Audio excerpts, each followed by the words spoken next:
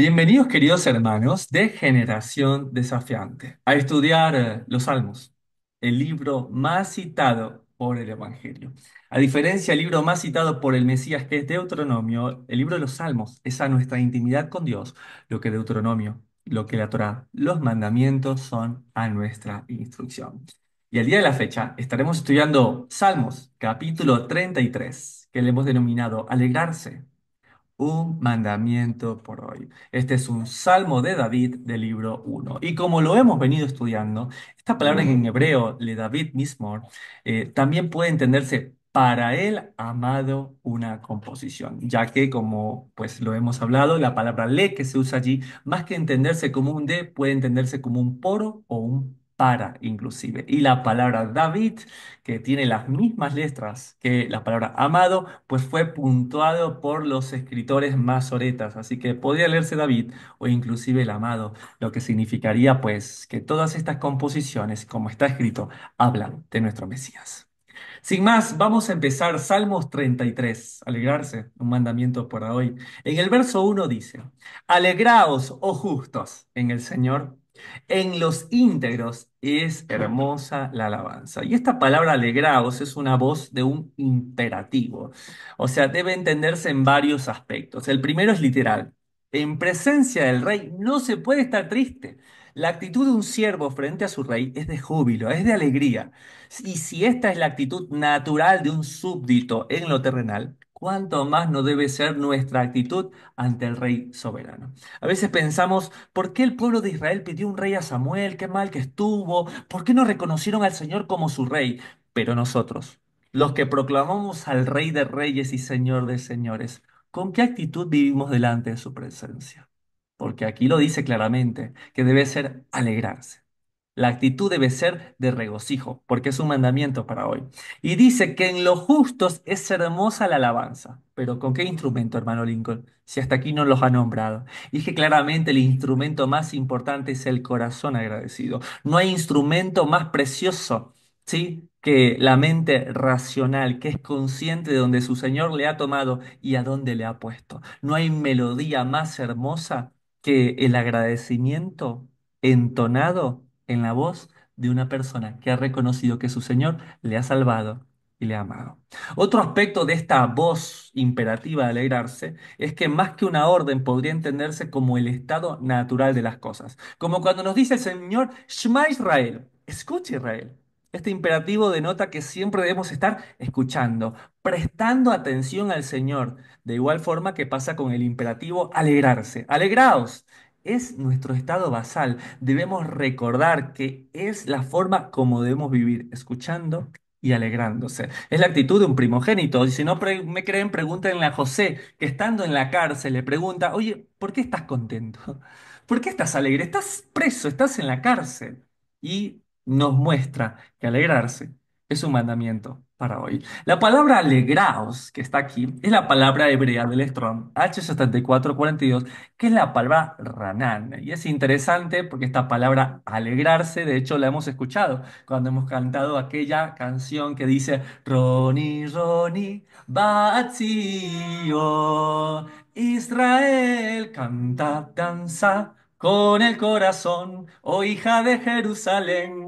Entonces ya muchos han escuchado, pero es interesante porque no es que dice canta, danza y todo eso. Realmente dice Ronnie, Ronnie, de la palabra ranán, ¿sí? ¿Qué quiere decir esto? Que más que cantar o danzar es alegrarse. Lo que pasa es que cuando tú danzas, cuando tú cantas, proviene de alegrarse en el Señor. ¿Qué te parece entender eso más a profundidad? Y es interesante porque quien pide que cante, que dance, que se alegren a pesar de todo, dice que son los justos.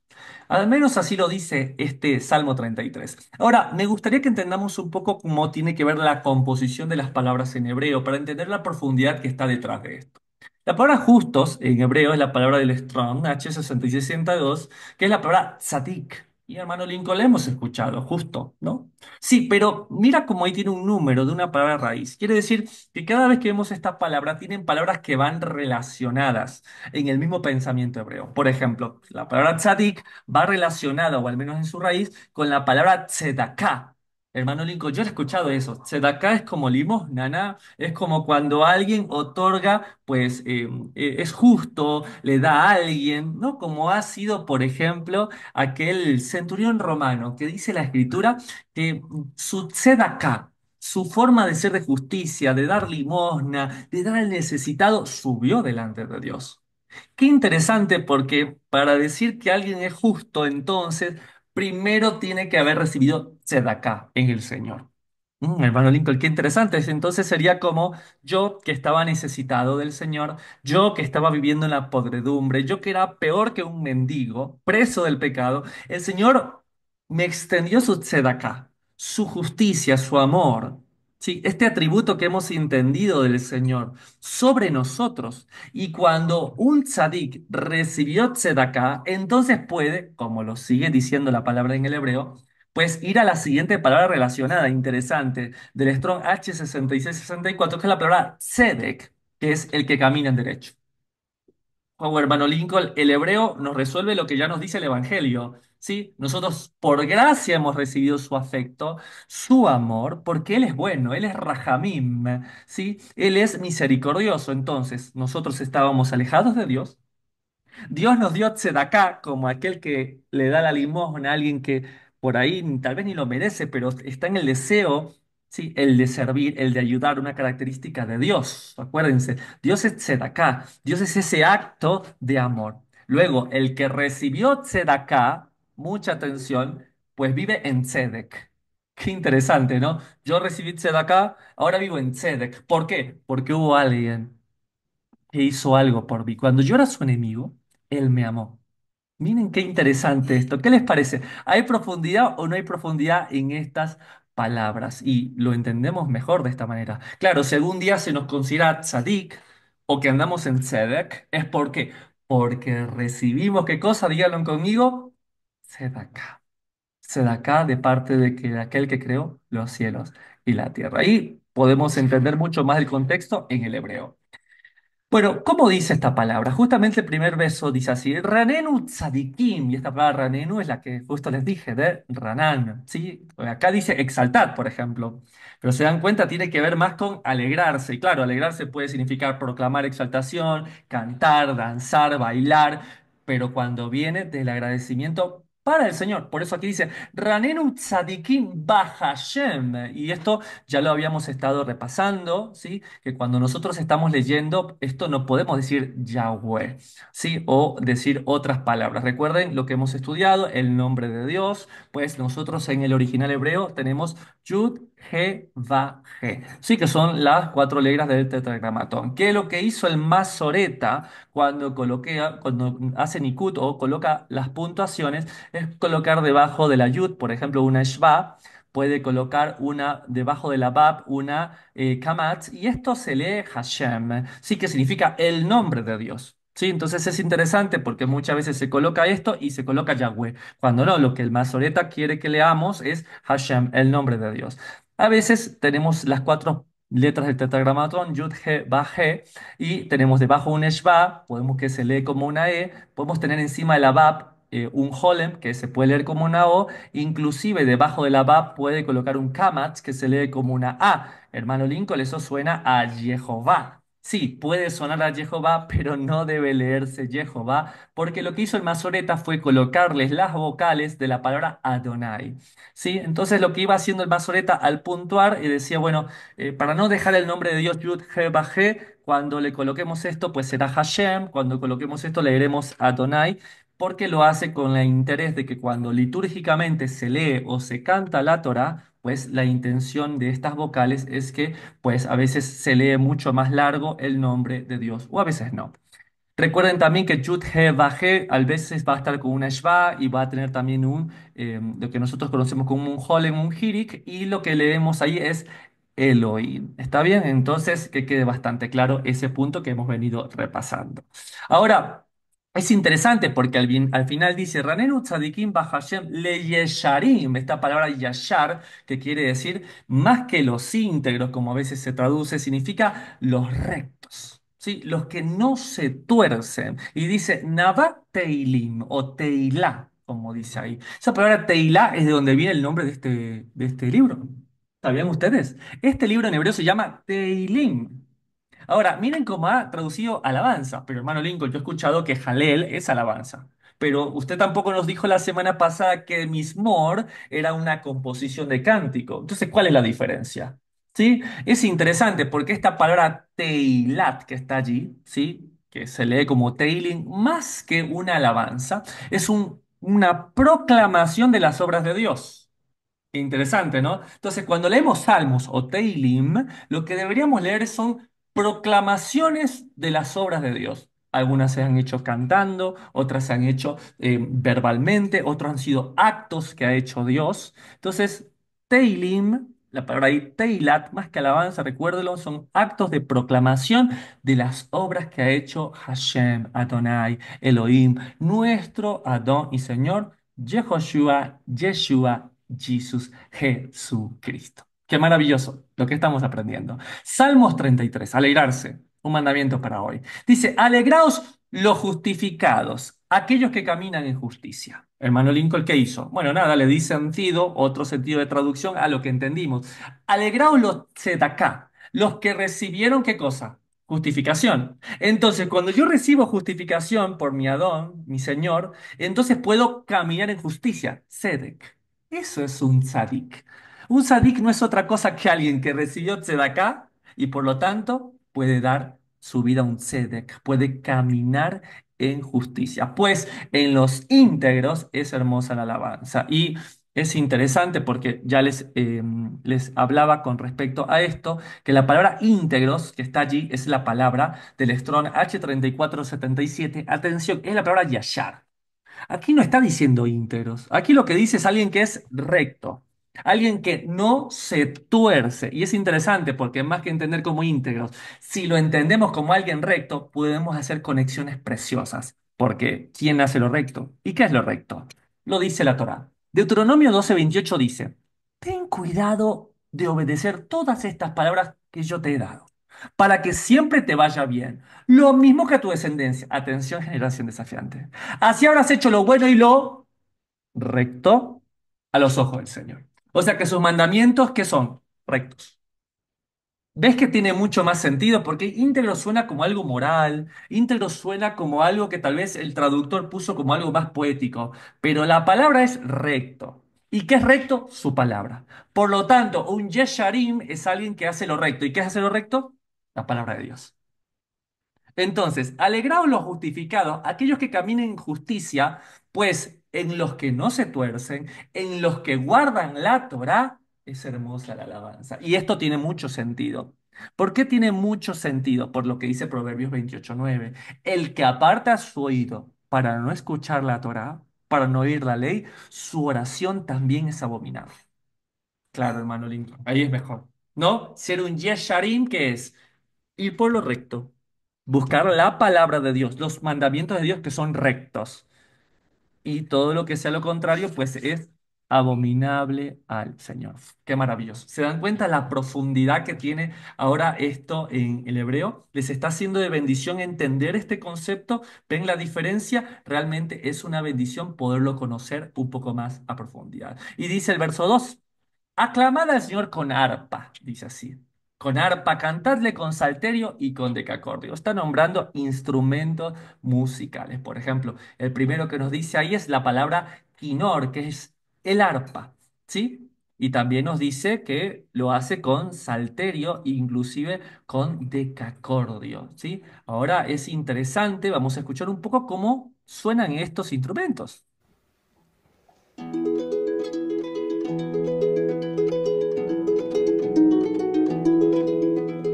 Este es el quinor y ahora vamos con el salterio.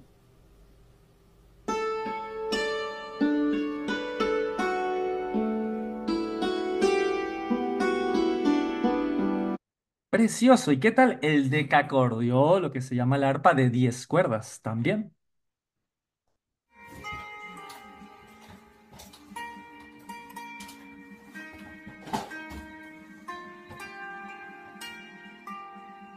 Qué interesantes instrumentos musicales. A mí que me gusta de esto, en primera instancia, porque estamos viendo diferentes tipos. Sí, unos son enormes. Otros, por ejemplo, aunque más pequeños, necesitan ser golpeados con nuestro instrumento e incluso tenemos otros que es necesario, ¿sí? Que sean más pequeñitos y tengan inclusive más número de cuerdas. Vean ustedes que a pesar de que son diferentes, todos ellos alaban al Señor. Y eso me hace pensar de cómo Dios nos usa a diferentes instrumentos. Que no importa si sos más grande, más pequeño, si tienes más cuerdas, menos cuerdas, o si hay que golpearte con otra cosita para que funcionemos. Lo importante es que seamos alabanza al Señor. Pero veamos los del hebreo, es un poquito más profundo. Miren ustedes cómo dice aquí. Dice, Odu la Hashem. Y es interesante porque justo en esta alabanza al principio, antes de la reunión, en tu tiempo en comunidad de alabanza, hablamos de esta palabra. Odu, en vez de decir la Hashem, decíamos, Odu la Donai Kitov, Leolan Hasto. Gracias, bendito sea el Señor, damos gracias, exaltamos a Él, porque es bueno. Por eso damos gracias, por la eternidad. Y acá empieza también diciendo eso.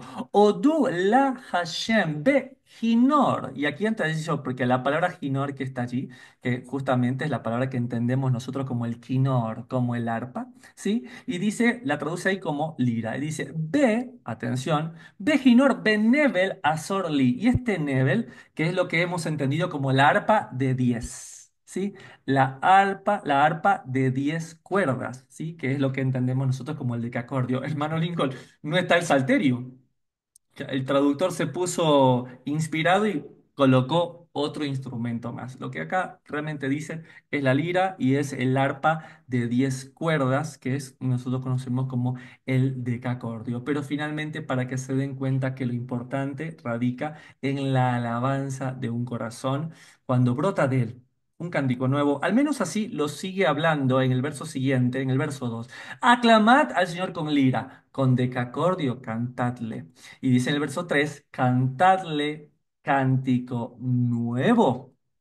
Hacedlo bien, tañendo con júbilo. Un cántico nuevo significa de forma literal que cada cántico de alabanza, pues sí puede ser totalmente diferente al anterior, como hemos hecho en algunas reuniones, que a veces nos cuesta seguir la alabanza porque es un cántico nuevo, pero es lo que el Señor pide. Sin embargo, el cántico nuevo, o lo que es el Shir Hadash, tiene que ver más que nada con una alabanza que brota de un corazón agradecido, que es nuevamente consciente cada día de la gracia que ha recibido por Dios. Que cada vez que cantemos una alabanza provenga de un corazón agradecido, nuevamente renovado. Claro, puede ser una nueva canción, un nuevo Halel, ¿sí? Un nuevo Mismor, pero Teilá, ¿sí? Tiene que ver como lo hemos aprendido, una proclamación que sale de mis labios, que brota de mi corazón, de lo más íntimo de mi ser. Y eso puede venir de una vieja canción incluso. ¿No te pasó alguna vez volver a cantar una canción muy antigua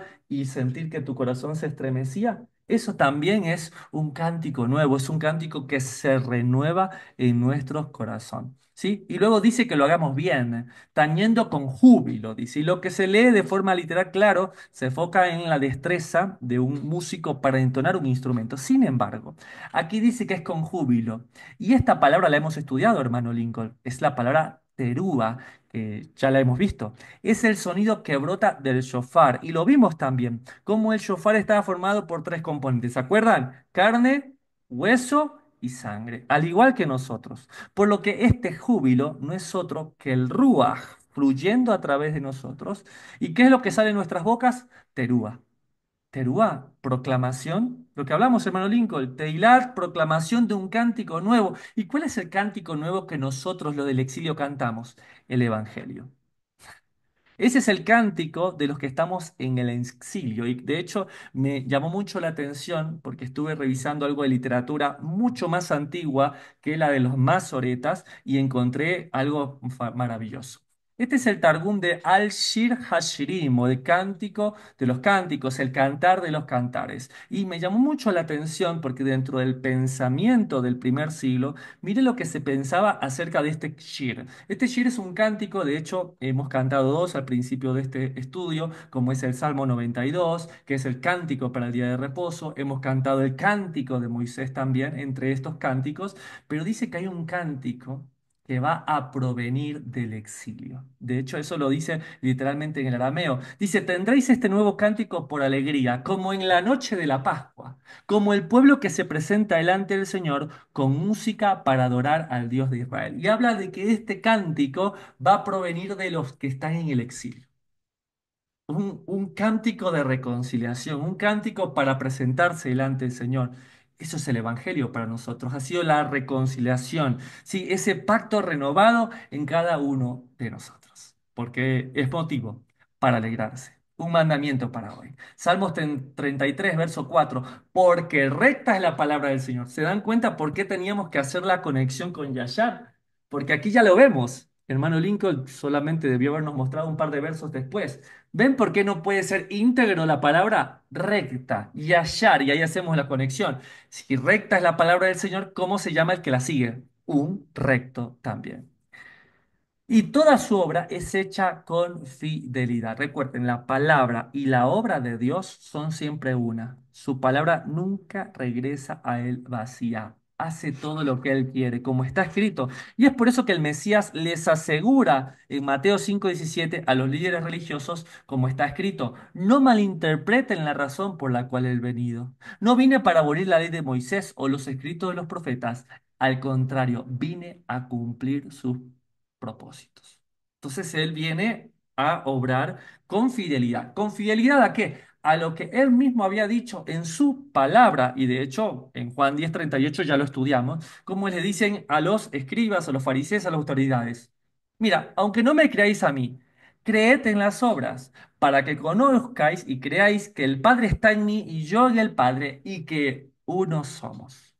Uno somos, ni dos, ni tres, ni cuatro, uno solo somos. Así que mucha atención, porque Él siempre, como lo dice este salmo, pues las obras que hace, las hace en fidelidad a su palabra.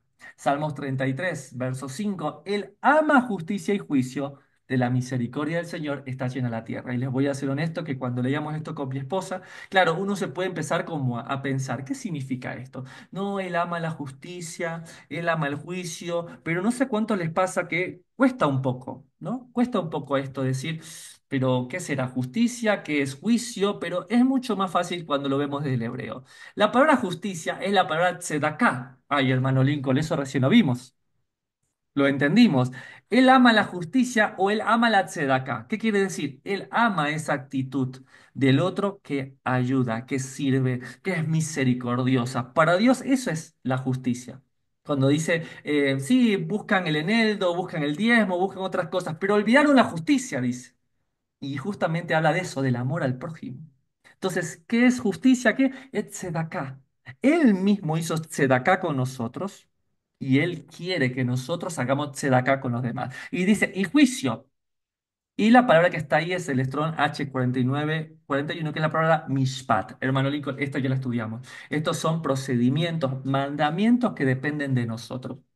Esas dos cosas él ama. Él ama tzedaká, él ama la misericordia, él no quiere que el perverso, el impío se pierda, sino que proceda a arrepentimiento. ¿Sí? Y luego quiere que viva en tzedek, que viva en qué? En justicia.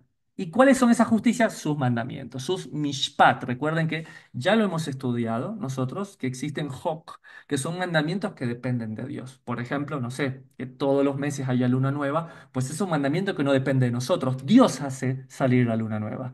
Pero es una mishpat para nosotros, por ejemplo, el recordar la luna nueva, ¿sí? El estar en Shabbat, que los días avancen y nosotros llegamos a un día de reposo, no depende de nosotros. Es un hok de Dios, pero sí depende de nosotros un mishpat, el obedecer su palabra. Entonces, Él ama la justicia. Él ama la misericordia, pero también ama el procedimiento, también espera y ama de nosotros, pues que cumplamos su palabra. Vean ustedes lo que hemos hablado. Yud He Vahé, el juicio de Dios, y Elohim, su amor inagotable para nosotros. Y eso es lo que espera de nosotros. De la misericordia del Señor está llena la tierra. Entonces, de forma práctica, ¿qué debemos hacer? Lo que se hizo con nosotros. Dios nos dio tzedakah, nos dio pues su amor, nos dio su misericordia como un acto de justicia, de hecho, porque Él es justo. Pues si Dios nos dio a nosotros, ¿qué deberíamos hacer nosotros? Vivir en Mishpat. ¿Sí? Amando a través de los mandamientos del Señor. Eso es amar juicio y justicia, justicia y juicio. Yo recibí, pues yo doy de gracia lo que de gracia recibí. ¿Sí? Si Dios usó a alguien para bendecirme, yo voy a hacer esa bendición a través de la palabra de Dios para una persona. Y eso para Dios es llenar la tierra de su misericordia. Salmos 33, alegrarse, un mandamiento para hoy. Verso 6, por la palabra del Señor fueron hechos los cielos y todo el ejército de ellos por el aliento de su boca. Y aquí es interesante porque estamos hablando del hecho de la creación, ¿sí? Justamente, Él creó todo con el poder de su boca. Y de hecho, dentro de los shirb, de los antiguos manuscritos arameos, dice que hubo tres momentos específicos donde Dios mostró todo su poder, su potencia, que fue la creación de los cielos. El siguiente es el que dice el verso 7.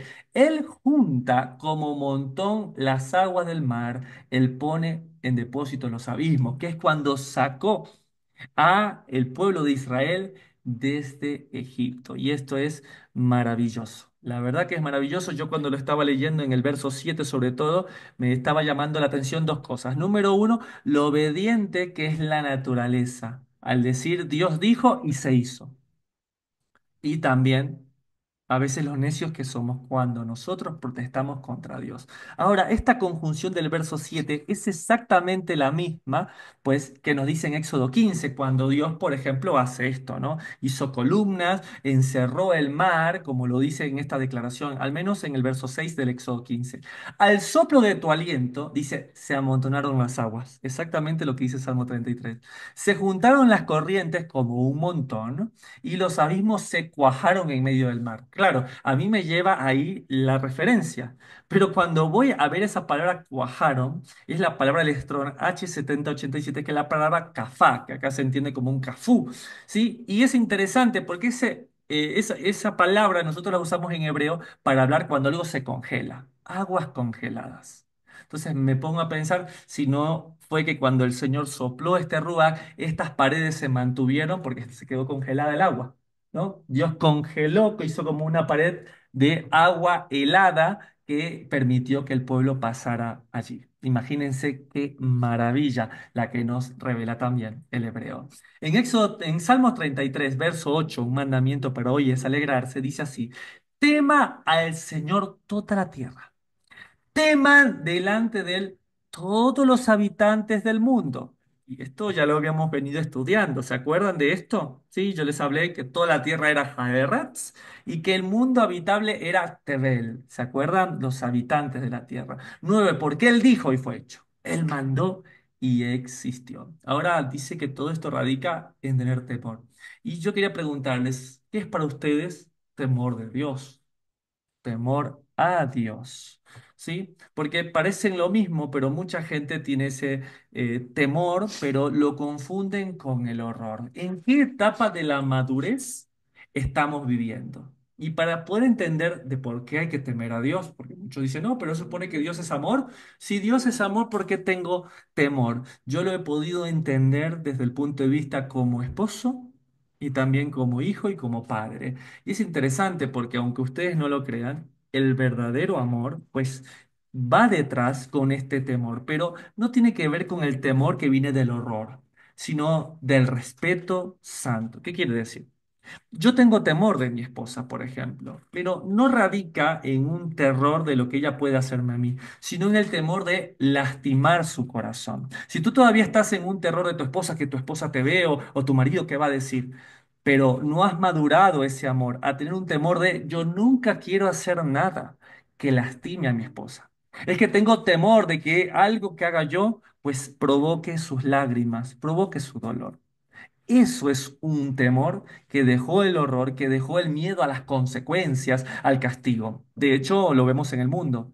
Hay hombres que tratan mal a su esposa, que pues no les son fieles, y cuando llega la mujer y los descubre, y entonces por el terror de que los deje y les separen de los hijos, entonces tienen temor, y ya yo hago todo, yo cambio, pero no es un temor real que proviene del amor, sino de el miedo a las consecuencias. Y eso es un temor infantil. Nosotros como hijos de Dios, que hemos entendido el valor de su Torá, de sus mandamientos, pues como lo dice el Evangelio, yo no quiero contristar al Espíritu Santo de Dios.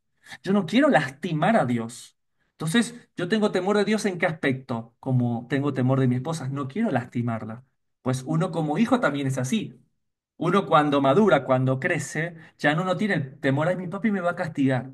Ay, es que mi mamá me va a hacer esto y lo otro. No, es, quiero ser un buen hijo porque no quiero ser motivo de vergüenza para mi mamá o para mi papá. Pues no quiero lastimar su corazón. Tengo temor de que algo que yo haga lastime su vida, su corazón. De la misma manera podríamos entender el temor de Dios. Él ya nos mostró su palabra, sus mandamientos, lo que alegra y también lo que contrista su corazón. Entonces yo tengo temor de Dios, pero ya no como hace el mundo.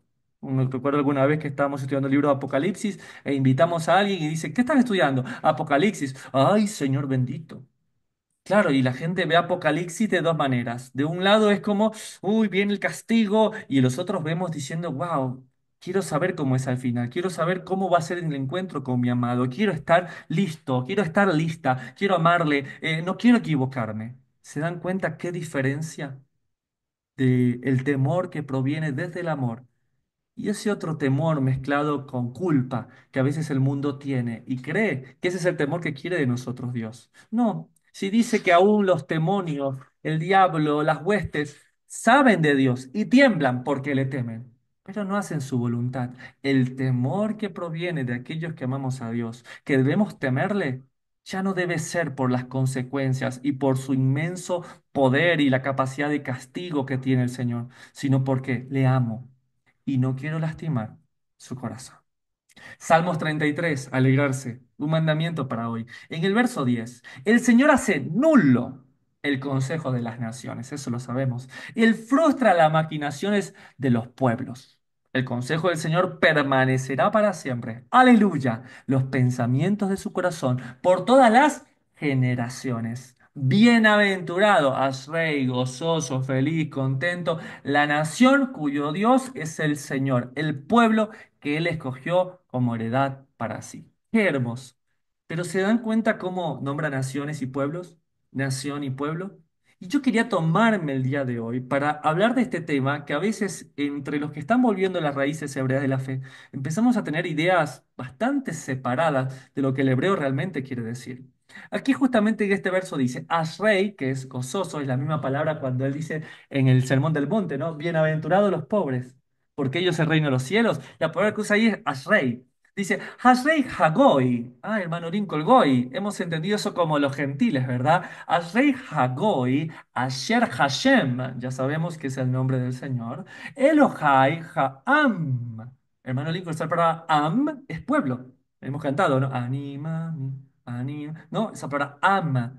Am Israel Hay, ¿no? Que viva el pueblo de Israel. Esa palabra Am es pueblo, bajarle. Pero hay diferencia, porque yo he escuchado, siento que algunas personas dicen, yo soy Am Elohim, ¿no? Yo soy pueblo de Dios, pero no soy un Goy, no soy un gentil. Pero si vamos a la misma conjunción de las palabras, que es Goy, pues podríamos ser bastante taxativos en lo que significa. ¿Qué es un Goy? Un Goy es una nación o un pueblo que no tiene lengua propia. Así debería entenderse. Mientras que la palabra Am, que es pueblo, es una nación que tiene una lengua propia, que tiene identidad. Pero en la Biblia vamos a ver cómo su uso es indistinto y lo vemos en un solo verso, por ejemplo, como este. ¿Sí?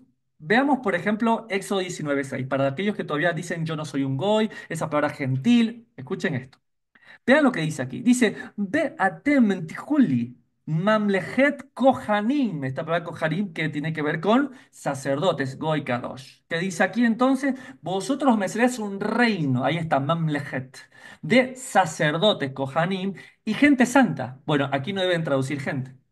Aquí el que está con esta onda de los gentiles debería decir, y gentiles santos. O sea que Dios quería goy kadosh. Imaginen qué interesante. Entonces alguna vez te dicen, tú eres un goy kadosh.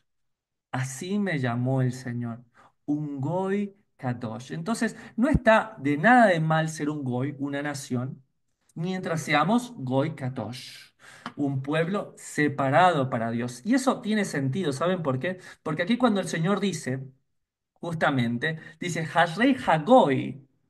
Sí, podríamos decir que es una nación que no tiene identidad como nosotros. ¿Está bien? Pero dice después, Asher Hashem Elohai Ha'am. ¿Y por qué después le llama pueblo? Porque él puede tomar un goy, una nación sin identidad, y volverla a un pueblo. No importa de dónde lo mires, seas un goy kadosh o seas un goy que te hace pueblo. Ese es su amor. Cuando él hace eso que dice ahí justamente, dice la palabra bajar, dice, te escoge. Él te escoge, te llama, te encontró como un goy, te vuelve un goy kadosh. O incluso un am, como un pueblo. ¿No es motivo suficiente para alegrarse? Ese es un mandamiento para hoy. Dice en el verso 13, desde los cielos miró el Señor, vio a todos los hijos de los hombres. Desde el lugar de su morada miró sobre todos los moradores de la tierra. Y él formó el corazón de todos ellos. Atento está a todas sus obras. Y a mí me gusta mucho porque esta palabra formó, quiero que se la lleven, que es la palabra yatzar. ¿Y saben qué la palabra yatzar tiene que ver con moldear como un alfarero? Aquellos que han dicho, moldéame alfarero, Dios me ha hecho como un alfarero, hoy llévense la palabra en hebreo. La palabra es yatzar. Y es interesante porque va compartiendo, esas palabras suenan mucho como a yashar. ¿Se acuerdan lo que era yashar? Un recto. Qué lindo. Entonces, qué hermoso aquellos que son yashar, que son rectos, porque el Señor ha hecho yatzar, su leva, su corazón. La palabra levav, que entendemos como nuestro corazón, que también se entiende como nuestra voluntad, como nuestros pensamientos, como nuestra mente. Entonces, aquel que formó nuestro ser, que es yatzar, pues puede formarnos el corazón, puede volvernos a formar nuestra mente, puede crear en nosotros la mente de Cristo. ¿Sí? El Ruach Adonai, que también se entiende como la mente del Señor, que esté en cada uno de nosotros, aquel que te formó como un alfarero. Algunos dicen, esa paradoja o ese paralelismo con el alfarero, ¿de dónde la sacan? Bueno, aquí está en Salmos 33. Él hace yatzar a tu corazón. Él forma, y él mismo que lo formó, lo puede volver a romper, lo puede cambiar y lo puede volver a hacer. ¿No es un motivo suficiente para alegrarse? Es un mandamiento para hoy. En el verso 16, el rey no se salva por la multitud del ejército, ni escapa el valiente por la mucha fuerza. Vano para salvarse es el caballo. La grandeza de su fuerza a nadie podrá librar. Y es interesante porque al considerar la grandeza de Dios, David entendía que el esfuerzo humano por sí solo no determina los eventos. Yo me gusta pensar que es por eso que él nunca tomó la vida de Saúl, de hecho, porque él sabía que no era por sus propias fuerzas que tomaría el reino, sino que el reino le pertenece al Señor, el Malhut Hashamayim, el reino de los cielos, pues él es quien peleaba sus batallas y por eso ponía que no iba a salvarle el caballo. Recuerden que el caballo era una de las herramientas militares más avanzadas de esa época. ¿Sí? Entonces uno creería que uno puede confiar en los caballos. Y de hecho hay un salmo, ¿no? Que dice que ellos confían en caballos, en espada, pero nosotros en el nombre del Señor tendremos memoria. Esa palabra que ya la hemos estudiado, ¿no? La memoria es su nombre. Nosotros tenemos el nombre del Señor para podernos librar de ello. De hecho, David era tan celoso con eso que andaba en una mula, dice la palabra. Ni siquiera usaba un caballo, porque recuerden que ya Deuteronomio 17 de 14 nos viene diciendo las reglas para un rey y entre ellas tiene que ver pues nada de caballos porque recuerdan que la cuna de los caballos era Egipto, entonces uno de los mandamientos era no volver a Egipto y bueno, la relación más importante tenía que ver con los caballos y su comercio. Salmos 33, verso 18. He aquí el ojo del Señor sobre los que le temen, sobre los que esperan en su misericordia, para librar sus almas de la muerte y para darles vida en tiempos de hambre. A mí me llama un poco la atención algunos como eh, eufemismos que se usan en el hebreo, hebraísmo si se quiere se pueden decir, pero que no se entienden igual en el español. A mí me llama mucho la atención, de hecho en próximos salmos y estudios les iré contando sobre estos eufemismos que dice una cosa, pero llevan a otra. Yo recién estaba leyendo ahora con respecto al momento de que Agar es echada fuera de la casa de Abraham. Dice que es porque simplemente se burlaba o hacía reír a Isaac, el hijo de la egipcia, que era... que era Ismael. Está bien claro, y uno lo lee en la Biblia, o sea, por hacerlo reír o porque se burlaba, era tan grave para que se vaya. Y resulta que estos eufemismos, cuando uno lo va a estudiar, por ejemplo, ahora estaba leyendo los Targumín hebreo, arameos, y resulta que esa palabra se puede entender como que enseñaba a hacer idolatría a Isaac. Claro, y uno entiende, wow, esto es serio. Que te enseña un hijo tuyo a vivir en idolatría, entonces se podría entender por qué fue que Sara despidió pues a Agar y a su hijo. Estos eufemismos son interesantes porque este es uno de ellos. Aquí dice, he aquí el ojo del Señor sobre los que le temen. Nosotros en español, ¿qué entendemos? Cuando alguien dice, te tengo el ojo puesto. Y uno entiende como algo malo. Alguien que te dice, yo tengo el ojo sobre ti o te estoy vigilando, uno entiende algo malo, entiende algo con miedo, con temor. Y es interesante porque es el mismo concepto errado que la gente tiene del temor a Dios. ¿No? Hay gente que dice, ¿por qué tengo que temerle a Dios? No que Dios es bueno, ¿por qué tengo que tener miedo? No, no tiene que ver con el temor que proviene del amor, con el temor que proviene de no herir el corazón de Dios. Pues aquí es lo mismo. Él no te está mirando como para ver que te equivoques. Él te está mirando porque le temes, porque le amas. Y su ojo de amor, su raham, su misericordia, está sobre ti. Está sobre ti. Y dice que es para librar el alma de la muerte y para darle vida en el tiempo del hambre. Es exactamente lo que dijo el Señor en Lucas capítulo 12, versos del 4 al 7. Dice, mas os digo, amigos míos, no temáis a los que matan al cuerpo y después nada más pueden hacer. Pues os enseñaré a quién deben temer. Temed aquel que después de haber quitado la vida tiene poder de echar en el infierno. Sí, os digo, a este temed. ¿No se venden 5 pajarillos por 2 cuartos? Con todo, ni uno de ellos está olvidado delante de Dios, pues aún los cabellos de vuestra cabeza están todos contados. No temáis, pues más valéis vosotros que muchos pajarillos. Y a veces nos olvidamos lo que dice este salmo, ¿no? Que la misericordia de Dios llena toda la tierra, ¿no? Y si Dios tiene cuidado de que un pajarillo, que un animal coma, como lo dice el Salmo 104, ¿no? De que lleva y da de comer a los leoncillos su presa, ¿sí? Pues cuánto más a nosotros. ¿Cuánto más nosotros que perdemos la alegría porque pensamos que no vamos a llegar a proveer nuestras familias? Claro, hay que salir a trabajar, claro, hay que esforzarse. ¿No dice la Escritura, mira al diligente, con reyes se sentará? Claro, pero sepamos que Él está al cuidado de nosotros, que si a los pajarillos los cuida, pues creo que está más que claro que nos cuidará a nosotros. Y es un motivo para alegrarnos, un mandamiento para hoy. Salmos 33, estamos terminando, verso 20. Nuestra alma, nuestra vida espera al Señor.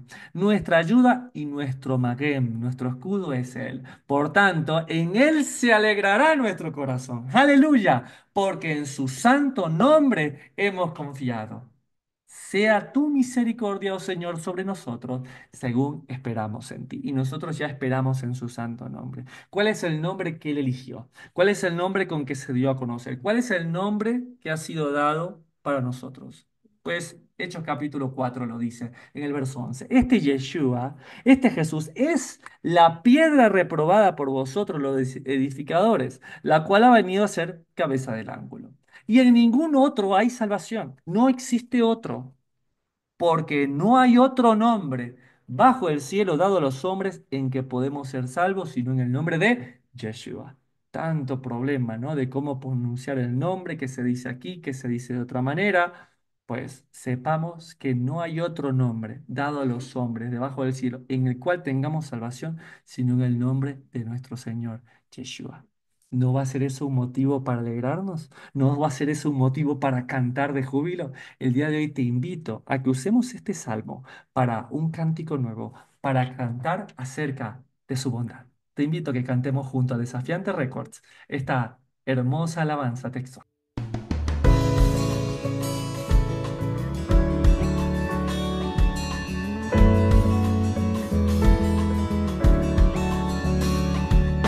Que los justos canten de alegría al Señor, alaben al Señor con melodía.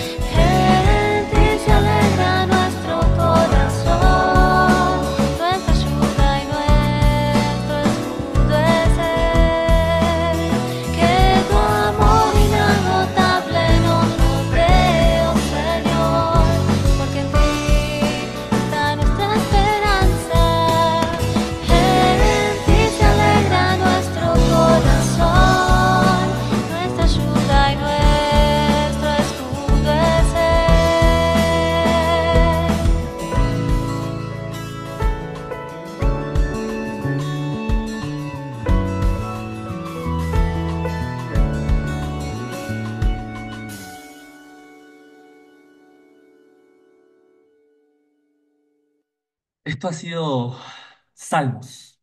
Salmos capítulo 33. Alegrarse. Un mandamiento para hoy. Un salmo de David del libro uno. Qué hermosa esperanza que tenemos en aquel que nos ha dado su amor inagotable, que nos enseñó que recibimos tzedakah, para que vivamos en tzedek, para que nosotros mismos podamos vivir en sus mishpat, en sus mandamientos y poder amar a los demás como como Él nos ama. Esto ha sido los Salmos, el libro más citado por el Evangelio. Hasta acá llega la grabación del día de la fecha.